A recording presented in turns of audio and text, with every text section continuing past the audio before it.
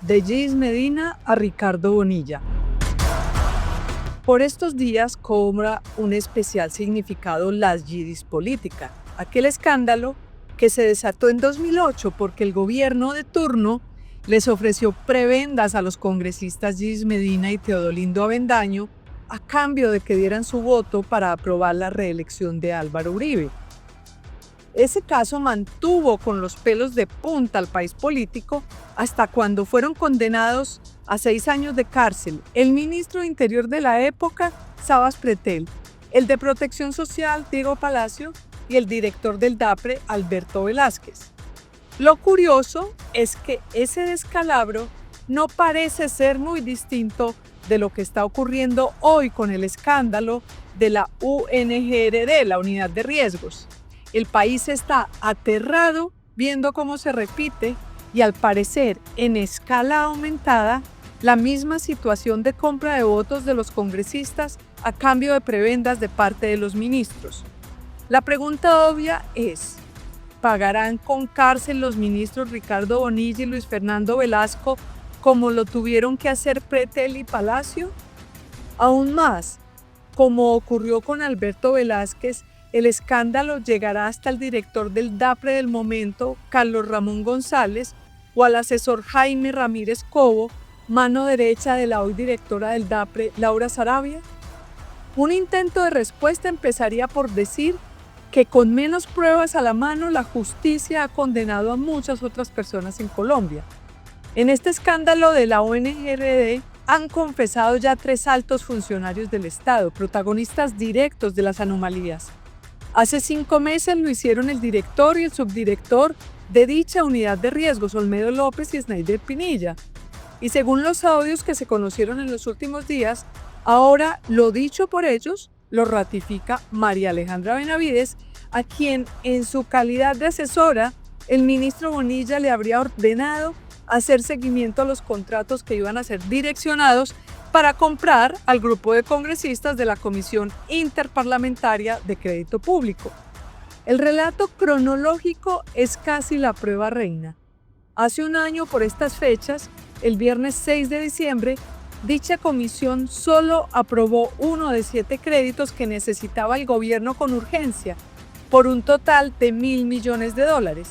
Ese mismo viernes convocaron a una reunión de crisis en el Ministerio de Hacienda con los ministros Bonilla y Velasco a bordo, así como el asesor Ramírez Cobo, y acordaron acelerar la aceitada de los congresistas vía contratos de la unidad de riesgos. El lunes 11 de diciembre, el ministro Bonilla firmó la resolución en la que transfirió $700 millones para la unidad de riesgos y al día siguiente, el 12 de diciembre a las 7 de la mañana, la Comisión de Crédito Público aprobó otros 5 de los 7 créditos. Todo fue a las carreras. El ministro firma ese lunes la plata.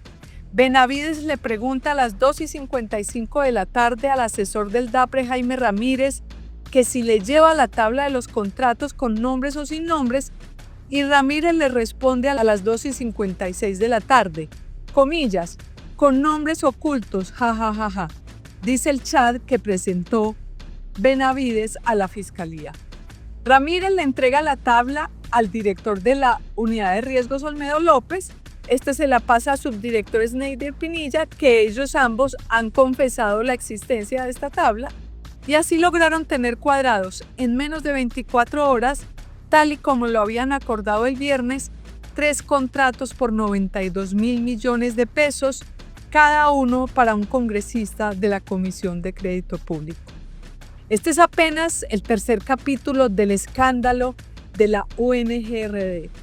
El primer capítulo fue en febrero de este año, la compra de 40 carrotanques en La Guajira por $48.000 millones, contrato al que le sacaron 14% para, entre otros, los presidentes de Cámara y Senado de ese entonces. Y un segundo capítulo, menos sonado, de $20.000 millones de ollas comunitarias que se desviaron para campañas políticas en La Guajira.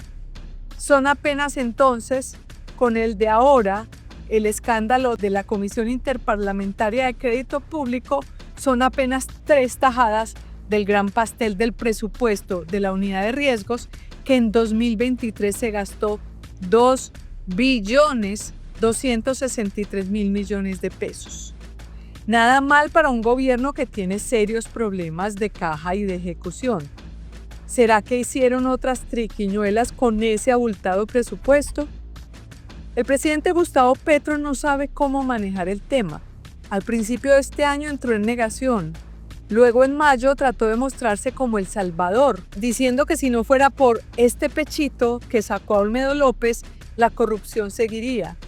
Y luego el 20 de julio, en la instalación del Congreso, en vista de que no podía luchar contra la catarata de pruebas del explosivo escándalo, decidió pedir perdón. Vengo a pedir perdón a ustedes como representantes del pueblo y al pueblo por lo ocurrido en la UNGRD, dijo en ese momento Gustavo Petro. Y ahora, cuando ven que el barco se inunda, el petrismo vuelve a activar su máquina de propaganda y trata de desacreditar a la asesora Benavides diciendo que pertenece a un partido de oposición. El ministro Bonilla es quien pone su firma a la gran bolsa de dinero de la UNGRD y que, como dice Benavides, todo, absolutamente todo, necesitaba autorización, todo se necesitaba que él supiera, dijo Benavides a la fiscalía señalando a Bonilla. Bonilla se encuentra a los 75 años con tamaño escándalo sobre sus hombros. Sabas Pretel también tenía ya casi 70 años cuando lo condenaron. En su caso fue por haberle asignado una notaría a Yidis y otra notaría a Teodolindo.